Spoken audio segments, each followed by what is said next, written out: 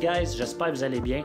Alors dans la vidéo aujourd'hui, on va parler de comment choisir ton nouvel objectif ou ton premier objectif si tu n'en as pas encore. Alors avant de commencer, j'aimerais ça te mettre au courant de quelque chose. C'est ton objectif qui va vraiment déterminer la netteté de ton image. Je m'explique. Comme par exemple, si tu achètes un boîtier dans les alentours de 4000 $, qui est quand même une bonne caméra de bonne qualité, mais que tu investis seulement sur un objectif bas de gamme, la netteté de ton image va être beaucoup moins bonne que si, par exemple, tu t'achètes un boîtier dans les alentours de 1500 2000 $, mais que tu investis sur un objectif haut de gamme, dans les alentours de 1000 1500 $, ça va être un bon objectif. Ton image elle va être beaucoup plus nette avec ton combo numéro 2 que ton combo numéro 1. C'est pour ça que je te conseille d'investir dans un boîtier un peu moins cher, mais que tu vas pouvoir investir dans un ou plusieurs objectifs de qualité. Alors pour commencer, la première chose que tu vas vouloir vérifier avant de t'acheter un nouvel objectif, c'est la distance focale. Ça va être décrit avec un chiffre suivi de millimètres dans la description de ton produit.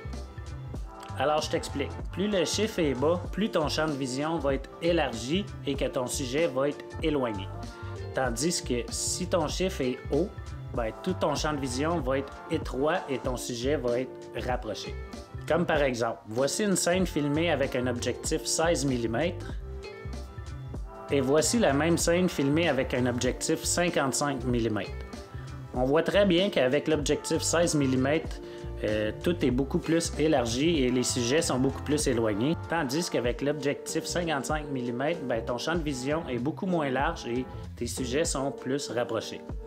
Alors, une autre chose que tu dois savoir aussi, c'est que la distance focale ne sera pas la même tout dépendamment du type de capteur que tu as dans ta caméra. Je m'explique. Comme par exemple, moi sur mon appareil, j'ai un capteur APS-C avec un objectif 16-55 mm.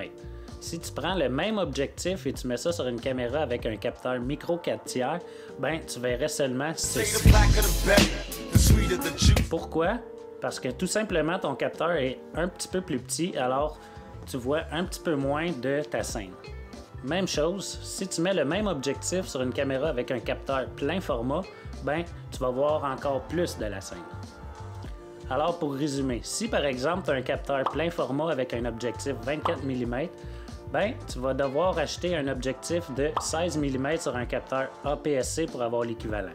Même chose, si par exemple tu as un capteur micro 4/3, tu vas devoir acheter un objectif de 12 mm parce que le capteur micro 4/3 est 2 fois plus petit qu'un capteur plein format. Alors tu dois diviser par 2 et pour un APS-C, tu dois diviser par 1,5 fois. Si tu as aimé la vidéo, n'oublie pas de laisser un like, de t'abonner à la chaîne et de cliquer sur la petite cloche pour avoir les notifications quand je sors une prochaine vidéo. Ciao là!